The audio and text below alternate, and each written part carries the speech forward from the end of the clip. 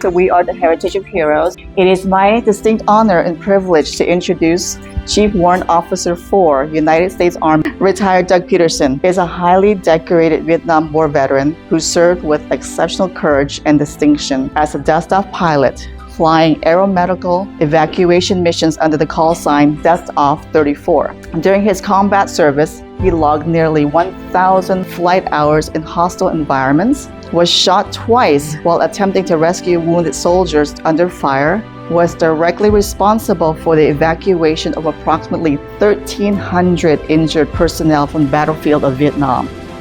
He was among the distinct group of other DUSTOFF crew members whose extraordinary service, valor, and selfless devotion to duty were recognized by the United States Congress with the award of the Congressional Gold Medal. Following his military career, he continued a lifetime of service, supporting military families and sharing his experience as an award-winning author and nationally recognized speaker. His story reflects the essence of Army medicine and enduring the creed by which these crews lived, so others may live. Ladies and gentlemen, please join me in welcoming DUSTOFF Pilot 34, Doug Petersen.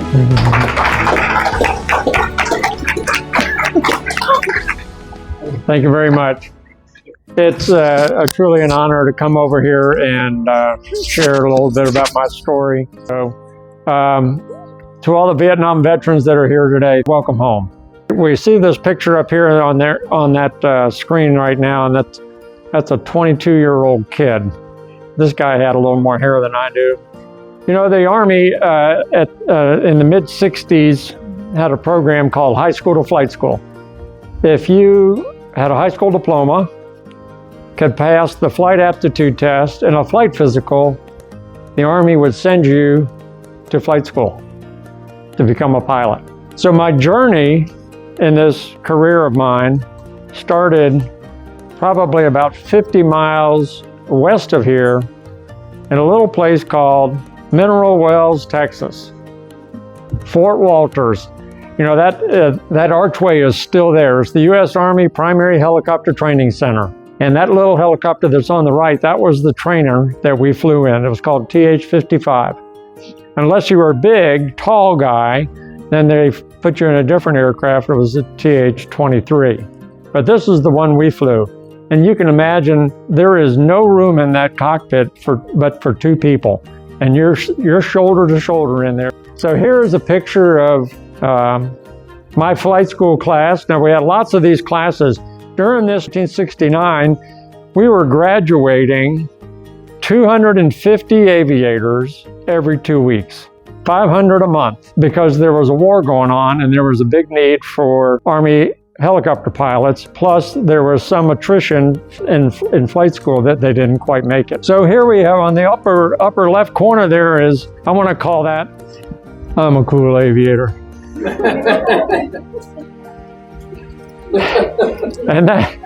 And that shot is, you know, that in that picture there, I've got my foot up on the skids, I've got my flight helmet, got my sunglasses on, and I have my solo wings on my cap, so I have soloed. So that's a good sign if you can solo. So that was my I'm a cool aviator shot. Then there's the aircraft and then my flight school class. Now there are a lot of these classes going on at the same time. So this isn't just the one flight school. Can you imagine that little helicopter flying around all over Palo Pinto County and Parker County? Hundreds of these things. Little mosquitoes just buzzing around all over the place, landing in farmers' fields and all sorts of good stuff. I want to picture this guy right here. His name is Franklin Edgar Krause, Jr. He was one of my classmates. July 1970, he was killed flying a low observation helicopter, engaging the enemy. He crashed and he was killed. His name is on the wall. Killed December 1970, flying a dust-off mission at night in bad weather, trying to rescue an American wounded soldier. Flew into the side of a mountain and all were killed. His name is on the wall. After Fort Walters, that's 5 months long, we were then moved over to Fort Rucker, Alabama, to get advanced training. And here I am. Check the center shot out.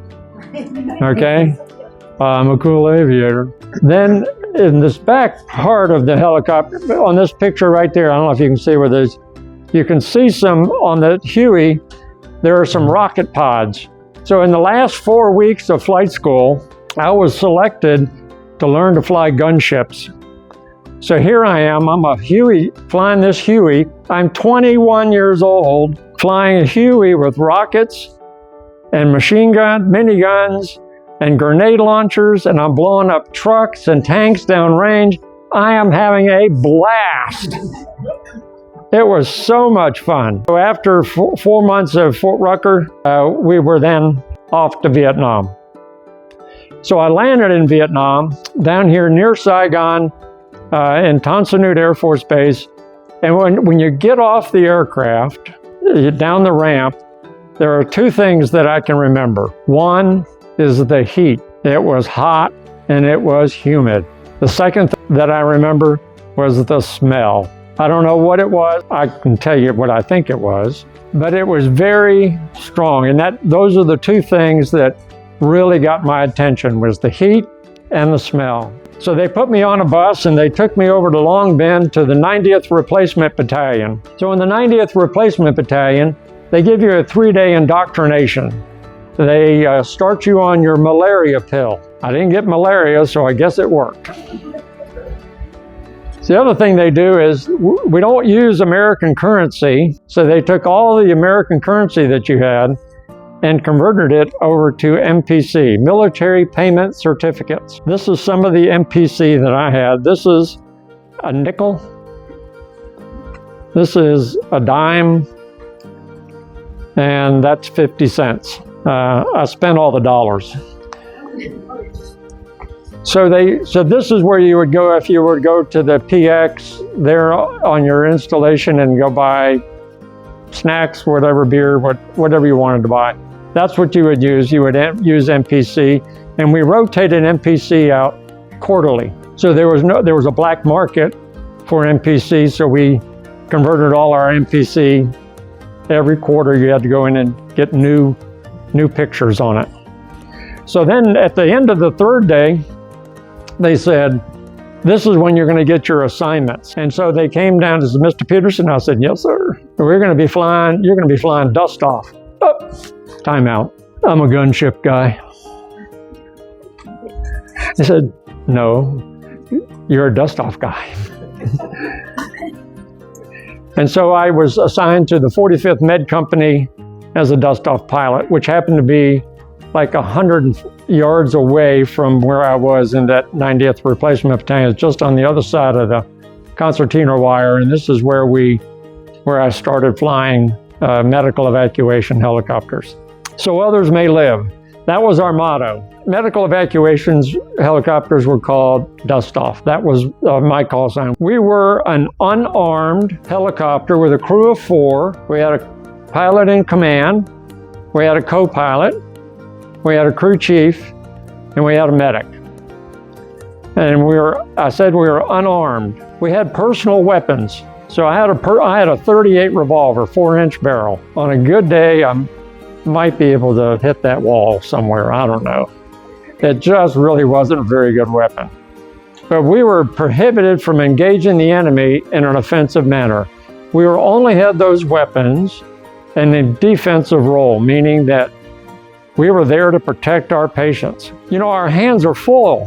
When we're doing one of these missions and we start taking enemy fire, if we have the patient on board, we're worried about getting the patient squared away, getting the medic, getting into some treatment. We didn't have time to engage the enemy.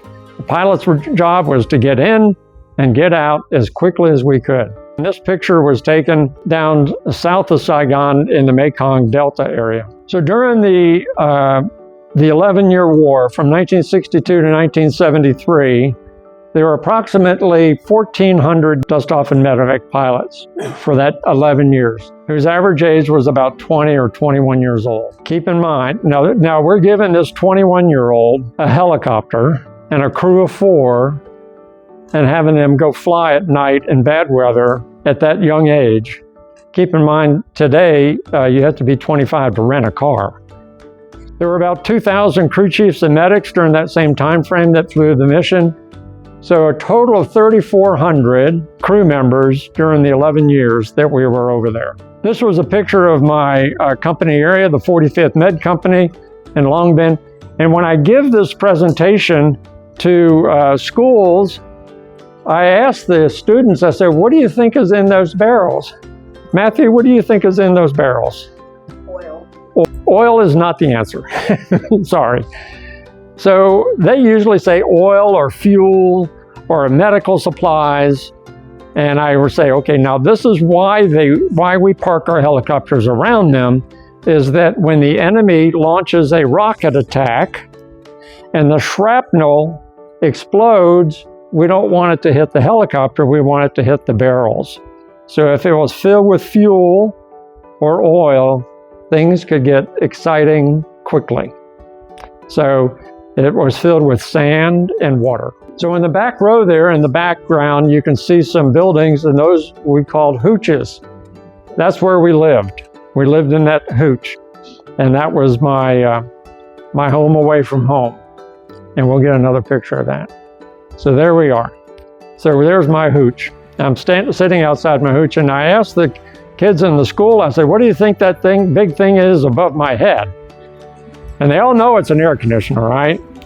And I said, well, you know, there isn't a Home Depot or Lowe's that is readily available to go buy an air conditioner. So you have to trade. So you have to have something of value, find somebody that has an extra air conditioner, and then trade in order to get it. So I don't know what my roommate and I had, but we had something enough to get an air conditioner because, like I mentioned, it was hot and humid, and you needed an air conditioner to survive. So this is a picture of the 45th Med Company. It's on the left side. You can see that we have a full complement of aircraft. We're a full-size company. We had 25 aircraft. You can see the hooches in the back. And then beside us was the 93rd Evac Hospital. Now the 93rd Evac Hospital was one of the large hospitals in Long Bend. We also had another one called the 24th Surgical Hospital about 2 miles from there. And depending on the injury of our patients would dictate which hospital we would land at. So some injuries we would land at the 93rd, and some we would take them over to the 24th. You can see the emergency pads right here. This is where we would land. They would bring the patients back into here, like ER, and triage them, and then move them over to a wing for a ward for continued treatment. But those are the two hospitals. This is the map I used in Vietnam. And from edge to edge on this map is 170 miles. And then you can kind of guess what the vertical is. So it's 170 miles wide. That's a lot of area to cover flying a helicopter. Our mission was to meet what we call the golden hour. From time of injury to the time we get the patient to a medical facility for treatment, if we could get them in that hour, they had a 98% survival rate. So I mean, it's very high. So what we did, we had remote sites. So here's a picture of these four remote sites. We would go out to these areas and we would stay there for 4 days at a time. All of those areas that were there, these standby locations, did not have air conditioning. So we were in tents with some screens on it to protect us from the bugs. But like up in Tay Ninh, which is up here, up at the top, Tay Ninh, it was a canvas-covered large tent on a wooden frame and screens on the side, and that's where we would stay when we weren't flying. But we were there for 4 days. So we would fly that area around Tay Ninh to rescue our patients. That little green line, I don't know if you can tell, you can see where this little green line is here. This is Cambodia. It's called the Parrot's Peak. One of the missions I was flying standby out of Tay Ninh, and it was about 2 a.m. and we got a mission to launch. There was an injured American soldier or injured soldier in Cambodia that we had to go get. We had to authenticate, meaning we had to they had to prove they are who they say they are through a sequence of codes and things. And so we were launched, and they were putting in a holding pattern, waiting to go, waiting for them to authenticate, and they never could authenticate. So what we're convinced, and I'm convinced, is that it was an ambush, and that they were going to bring us in, landing, to picking up injured that weren't there, and shoot us down. Tan An down here, this was down in the Mekong Delta. You'll see some other pictures of that. This Tan An was a Navy riverboat base, and it was really pretty nice. I'm with the Navy. I mean, and they eat well. They eat a lot better than the Army did. And so we would fly out of there. Again, our accommodations were not the greatest in the world, but they were what they were. But we were flying a lot. When I was down in Tan An, I remember this very vividly. We were down there for 4 days, and there was a lot of activity. The Huey can fly for about 2 hours, and then we would hot refuel, meaning we would not shut down the engines. We'd grab the hose, fuel hose, fill it up, go back out for another 2 hours, come back, fill it up. And we were doing that for 14 hours straight. And that doesn't give us any time to rest, eat, or anything along those lines. So we had to bring another aircraft in. So during that 4-day time, I had flown 48 hours. The maximum allowed in a 30-day period was 100 hours, according to the SOP. The SOP is Standard Operating Procedure. Do you know what we do with SOPs in a war zone? John knows, he did it too. We just did the mission. We just did our job. So 48 hours I was down, flying down there, and then we finally, one crew would be up there doing their missions while we got back and got some rest and got something to eat, and then we would go back and relieve them, and we were just alternating. Sometimes we're both out there doing things, and we're all doing this single ship. Single ship meaning that we were out there by ourselves. We didn't have other aircraft with us. We were there by ourselves. Didn't make any difference, day or night, good weather, bad weather. We were alone out there. 21-year-old kid flying a helicopter at night with a crew of 4 and patients. Then we had the home base, which is right here in Long Bend. Nui Dot was a kind of an interesting place. This is where the Australians had a base. And we were there supporting the Australians and picking up their injured. And when we weren't flying missions for them, there at 4 o'clock, they had tea. So we had tea at 4. They had white tablecloths on their tables when they ate. It was like, I didn't get the luxury of going out there very often. Some guys had priority over me, I guess, but they got a lot of time to go out there. The last place I'll talk about is Swan Lock. Is an artillery fire base. And so we had 105 howitzer guns out there, and they were firing. And this is where we had a little airstrip, and this is where I go out there and stay. The accommodations in Swan Lock, anybody know what a Connex container is? It's a steel shipping container.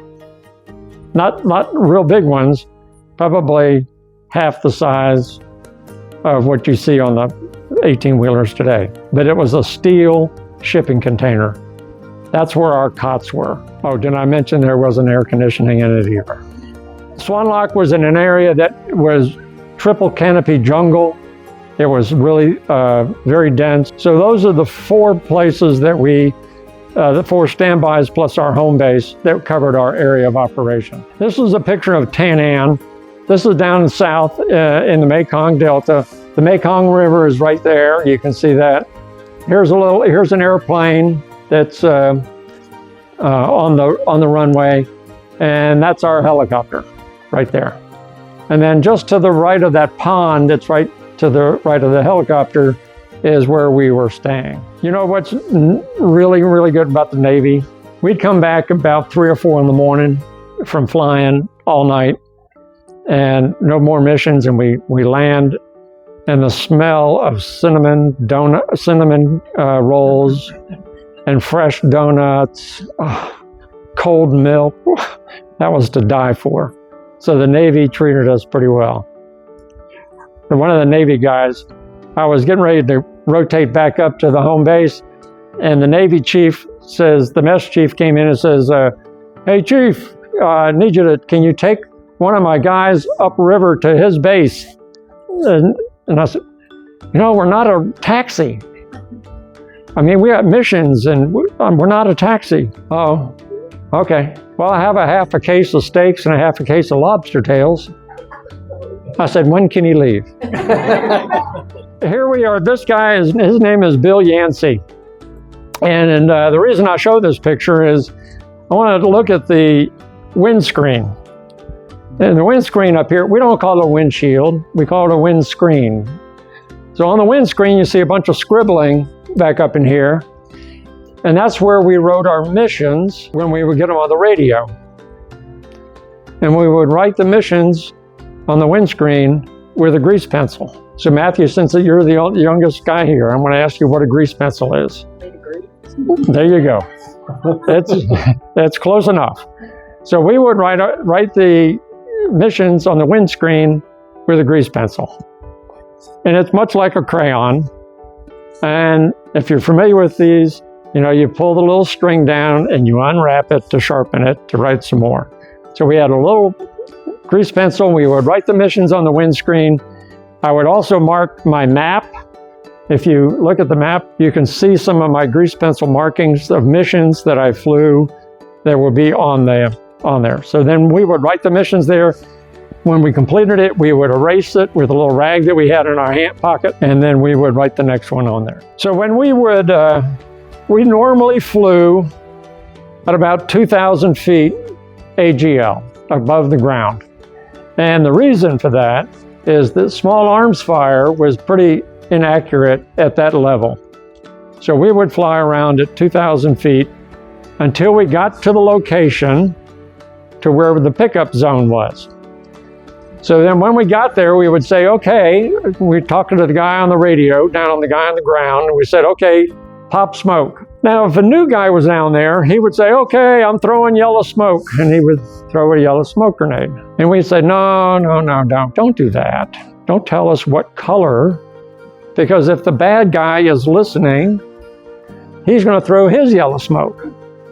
And you got two yellow smokes out there. So anyway, we would say, okay, we're gonna throw smoke, and we would identify the color. Now, back in the 60s, there was a Kool-Aid commercial going on, which named flavors of Kool-Aids. So we had Lefty Lemon, Choo Choo Cherry, Goofy Grape, and that's how we would call them, says, we see Lefty Lemon.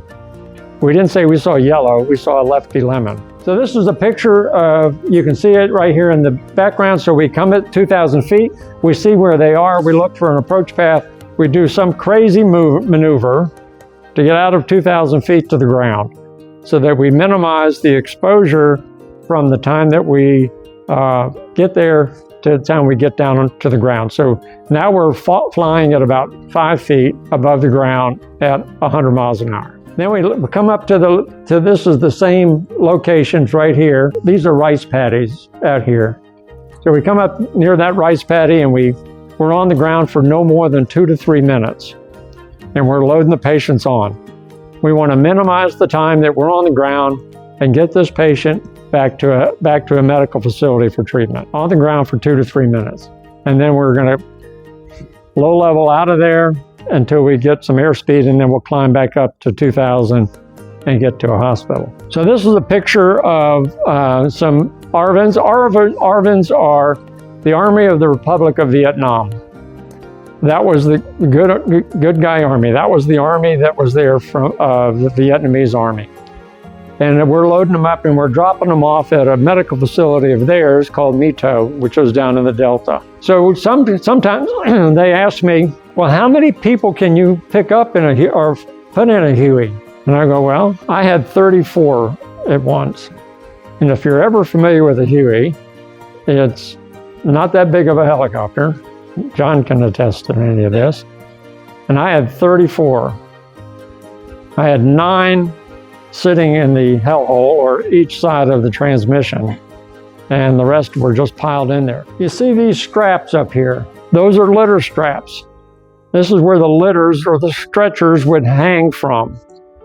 We don't have time to do that because, one, if you imagine we're taking a crew chief and a medic outside the aircraft, maybe in rice paddy swamp, trying to lift a 250-pound soldier over their head to hook them into that strap, not going to work, not going to happen. We used those when we were doing transports from hospital to hospital in a non-combat environment, but in the field, in the combat zone, we didn't have the luxury of doing that. This is kind of a picture of the area. This is down south, a lot of big palm trees, but you know, we always couldn't land on the ground for 2 to 3 minutes.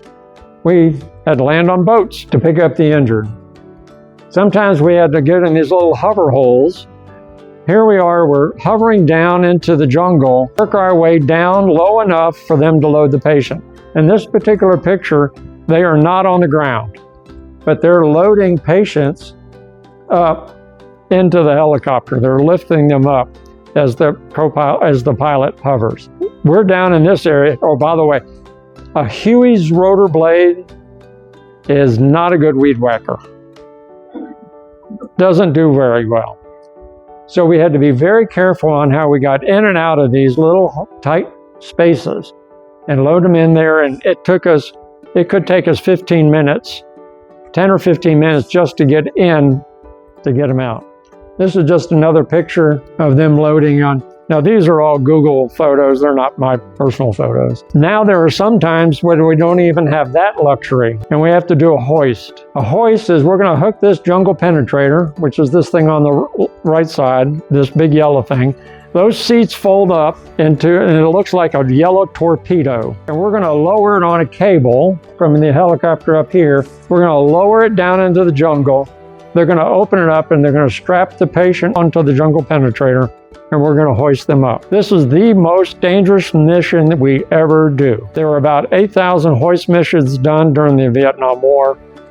I did 25 of those 8,000. 30 minutes sitting there just hovering above the jungle. Can you imagine you got the patient on board and you're bringing them up and you're starting to take fire.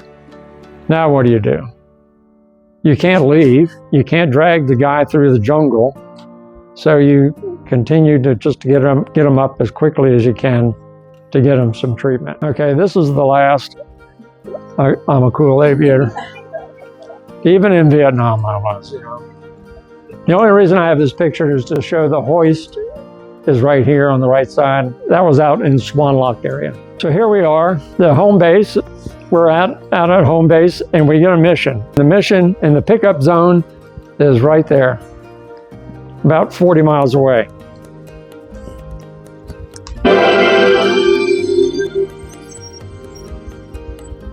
Yesterday was Veterans Day. That was the second time that I got shot down. First time wasn't nearly as exciting as that one. You know, I get asked sometimes, well, what about the guy? So after about an hour later, we were picked up, taken back to our headquarters, and I got another aircraft and another crew, and we went back to the same area, and we picked the guy up and got him to a hospital. You see, it was about commitment. We were committed to do that job. We were there to save lives so others may live. That's why we were there, and that's what we were doing. No compromise, no rationalization, no hesitation. We fly the mission. We don't make excuses. Oh, there's a cloud over there. I don't think I can go fly. No, you go, and you go. Just like that classmate of mine, Paul Brass, went out there to save a life and didn't come home. So the 1,400 pilots, as I mentioned, during the 11 years, 90 were killed, another 380 injured.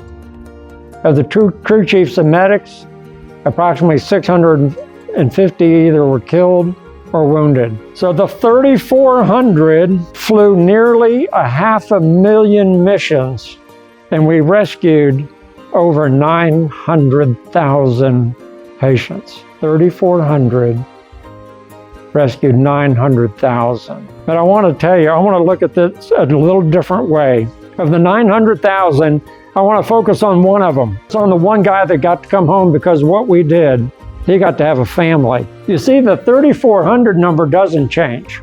The 900,000 is millions, multi-millions, because it's generational. And it's just not Americans. It's the South Koreans, it's the Australians, it's the New Zealanders, it's the Vietnamese. It's all of those that we picked up. Millions are now alive and flourishing today because of one of the 3,400. You know, I've been to the wall a number of times, and I always go back to see my 2 flight school classmates. In the most recent visit, which was in November of last year, I'm standing beside this panel, and it dawned on me.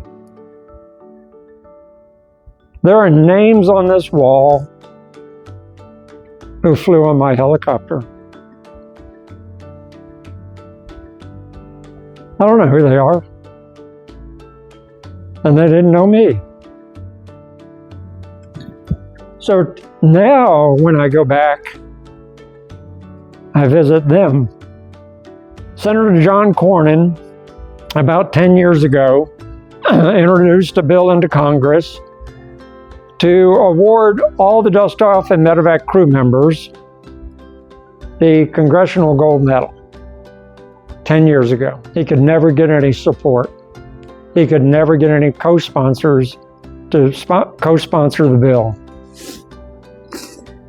We as an association, Vietnam Dustoff Association, said, well, we're going to do something about that. So about 11 of us, 12 of us, with the help of a law firm who gave us pro bono support as lobbyists, went to Washington, D.C., and we walked the halls of Congress. We made 3 trips to Congress to get support. We're walking in to congressional offices, talking to staffers, senators, congressmen, whoever we could, saying, we need your help to support this bill.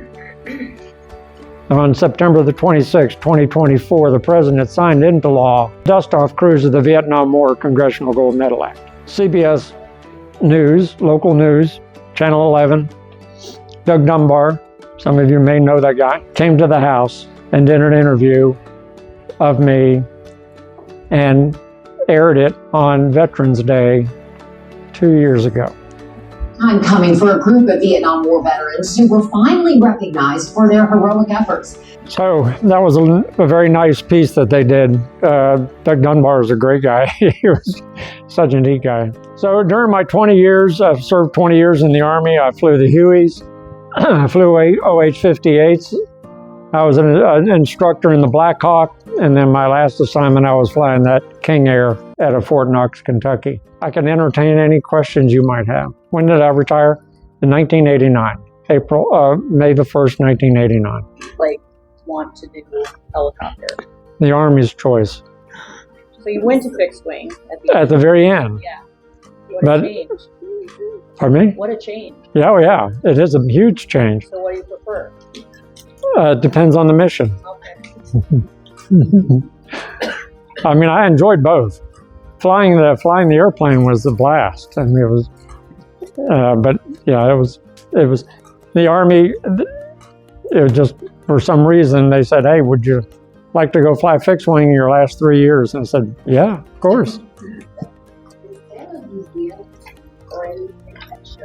Well, down in Fort Sam Houston, there is a museum in Fort Sam Houston. Fort Sam Houston is the medical center for the Army, and there is a museum down there at Fort Sam. And that's the reason the Congressional Gold Medal, once it's struck, it will actually go down there and reside in the museum.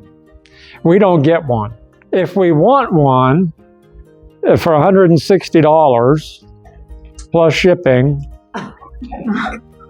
we can have a replica, a bronze replica of it, but we don't get one. You have to buy it. still have any interest or desire to fly for fun at all, or were you done at that point? I mean, there are really days that I would love to go out and fly. It's terribly expensive, especially a helicopter. You know, the funny thing is, you know, so I'm flying this airplane right here, which is a twin-engine airplane. I'm not rated to fly a single-engine airplane. So I would have to go back through flight school for, you know, civilian flight training to get a single-engine rating. Even though I've been a multi-engine pilot for 3 years, I'd have to go back to flight training to learn how to fly a single engine. And I just said, So I fly a drone now. True.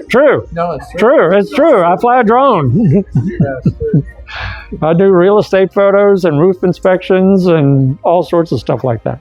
But why did they not have, like today they have Apaches that will like escort? Mm-hmm. They had Cobras in Vietnam. Cobras was the predecessor to the Apache. Yep. The SOP, remember the SOP? The SOP said that if we were going to do a hoist mission, we had to have gunship support.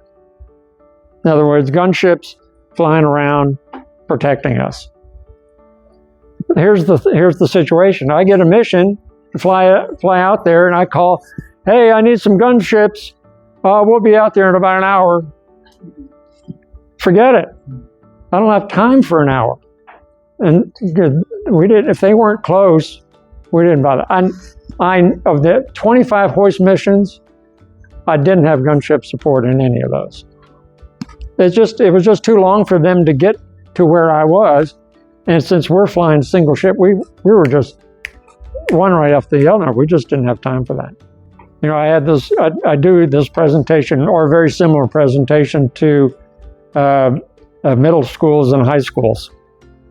And one of the early ones I did, it was up in Saginaw, and I was doing a middle school, and they were a little seventh grader, and you know they're told, okay, there are certain questions you cannot ask these guys. There's a bunch of veterans that were there. Says, now you can't ask them a bunch of these questions.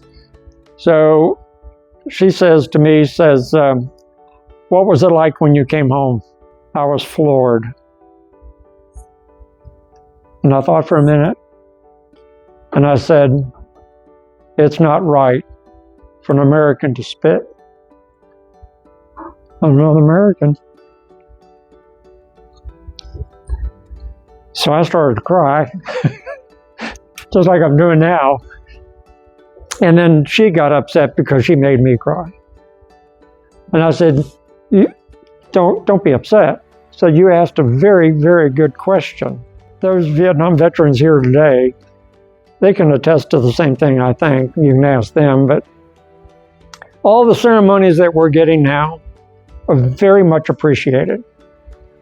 Totally appreciate them.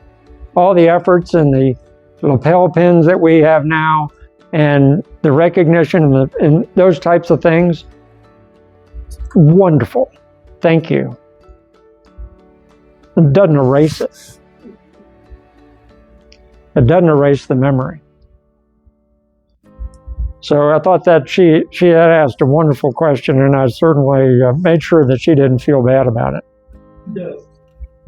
One of the things I think it did was these boys and girls coming home today are being treated really well, and they should be.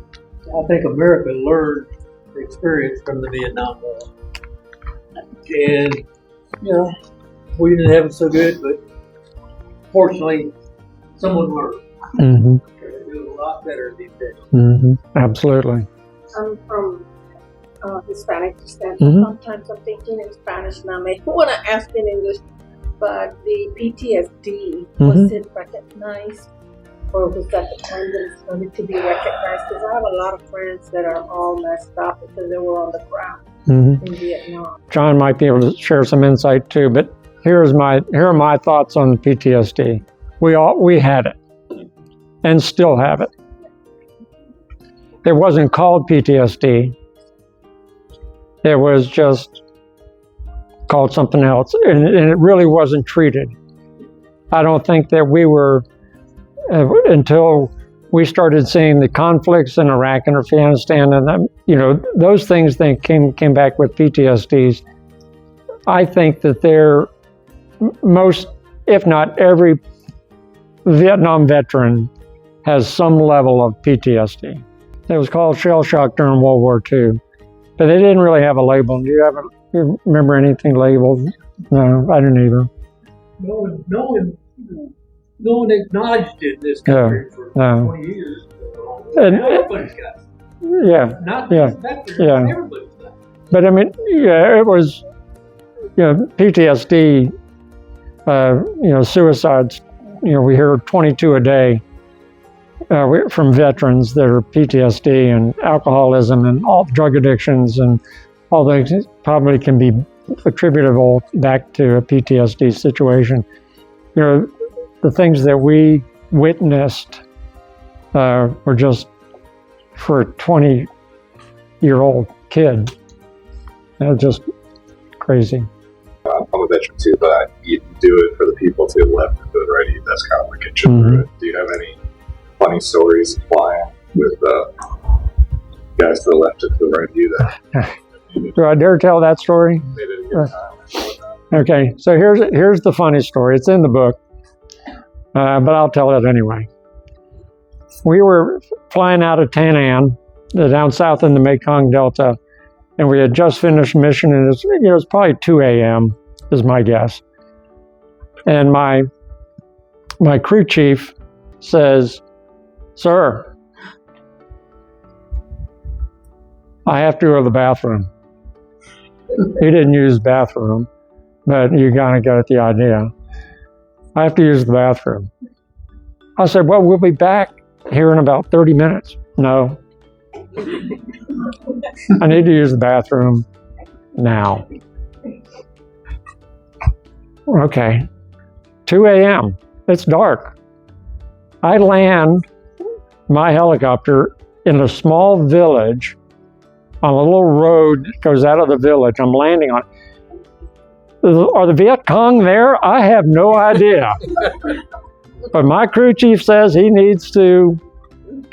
So we had a mic cord, a 50-foot mic cord, and so he goes over to work on his business, and the crew chief, the medic, is going nuts because he's got his M16 waiting for something to happen, So he's looking around like this, and the helicopter's noisy. So we're waking all these people up in the village, and so the crew chief over here is hollering at the medic, "Bring me some more 4x4s, 4x4 gauze. Bring me some more 4x4s." He goes, and he used some expletives about that he wasn't going to do that, and so we got back in. But I mean, that was a crazy story. And I don't know who that was. I don't remember. That's the funny thing. We flew with different crew members, so I couldn't tell you who that crew was. I couldn't tell you who the crew was that I got shot down with, and we just didn't. I don't remember. Tell him the story about the dog. Yeah. So one of the hoist missions. So there's different priorities of missions. Priority 1 is U.S.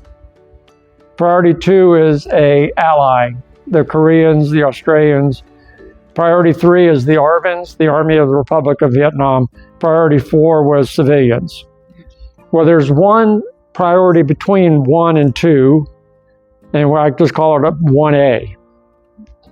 And that was a scout dog, because scout dogs were critical to the mission of the U.S. because they would sniff out the enemy, booby traps, and so forth. So this scout dog got injured, was shot, and needed to be hoisted out. So I'm taking this mission with the handler sitting on the jungle penetrator, and he's wrapped around his big German Shepherd, and we're going to be hoisting him up on the hoist into the helicopter, which is noisy. He's wounded, probably not feeling real good, the dog I'm talking about. The noise he's not familiar with, and we don't know what this dog is going to do when he gets on board. So anyway, we pick them up, no issues, take them to the hospital. Well, at one of our reunions 2 years ago, one of the crew chiefs started talking. I overheard him talk about hoisting a scout dog. And I said, that was me. And so Tom Hall is his name. And so Tom Hall and I were the ones that were on that. I just wanted to say welcome home Oh, thank you. and thank you. And all of you veterans here, thank you so much for what you do. We need to get these kids to good shit. No disagreement on my part. And that was just it. Like when he joined the military, when I joined the military, we were kids, we were babies. These were 20 years old flying helicopters. Look at these kids now. It's like video games or it's like putting them on space bench. You know, the funny thing about that though is World War II guys said the same thing about us. That's true. They really, my father-in-law, he World War II, and his attitude was, they'll never make it. They'll never, it's a generational thing. One of my students this year, she's 15, and she said, Miss Munson, I need to give you something. And she handed me this bracelet. And she started her own company that if you see a veteran, you give them this and you put it to your smartphone, and it's resources for veterans. Isn't that neat? Yeah, she started it herself. Wow. The number of veterans that are killing themselves, it shook her. And so she started this company. Wow. To do that. Wow, impressive. Yeah. So these are the dog tags I wore in Vietnam. On there's a Episcopal Serviceman's Cross that Episcopal priest gave me just before I left to go to Vietnam. I've added this dog tag. It's my grandfather's World War I dog tag, and it's completely different. Picking on Matthew again, because here. What do you think that this thing is at the bottom? Yeah, what is that? Maybe like something to cut stuff with. Okay. What would you need to cut? Dog tags off of his soldiers. Well, okay. It's called a P38, and it's a can opener because we use C rations. Cans. If you didn't have a P38, you went hungry.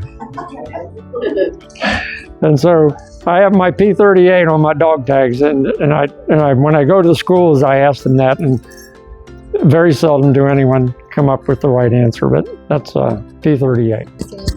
Oh, thank you so much.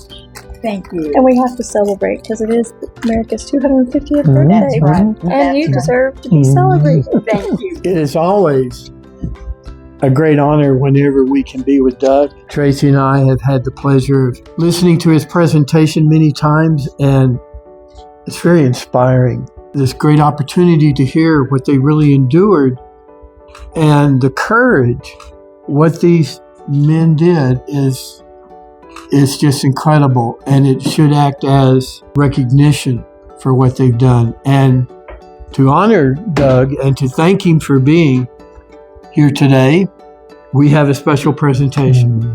We have a Valor Award. This certificate is proudly presented to Chief Warrant for Doug Nelson Petersen. It is with profound honor that we recognize Chief Warrant Officer 4 Doug Nelson Petersen, a decorated United States Army aviator who embodied selfless valor under fire, serving as a Dust-Off 34 in the Vietnam War.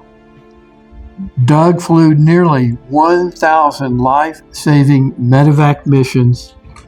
Each began with the same urgent transmission: dust-off, we have wounded. Immediate extraction. To a soldier fighting for their life, the rhythmic thunder of approaching rotors was the sound of salvation. Doug frequently descended through a hail of enemy fire. The shower of cut leaves and the rising cloud of dust became a sacred signal of hope. For their extraordinary service, Doug and the Dust-Off Medvac crew members are recipients of the Congressional Gold Medal, the highest civilian honor bestowed by Congress.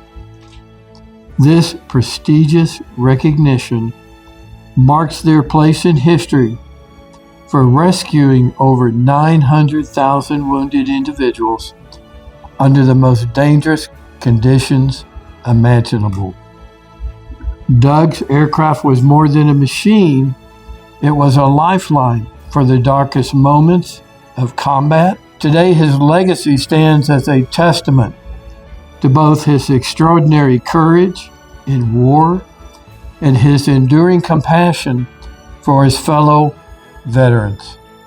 With the greatest respect, we conduct Chief Warrant Officer 4, Doug Nelson Petersen, Dust-Off 34, into the heritage of heroes. We celebrate a man whose devotion to the United States and his community of veterans will be forever remembered and revered. Doug Petersen, congratulations. Thank you, Tom. Thank you.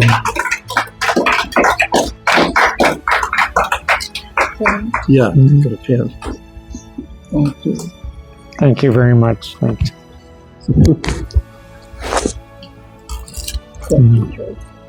Congratulations. Thank you. Thank you so much. Thank you, hon. Good to see you. Okay.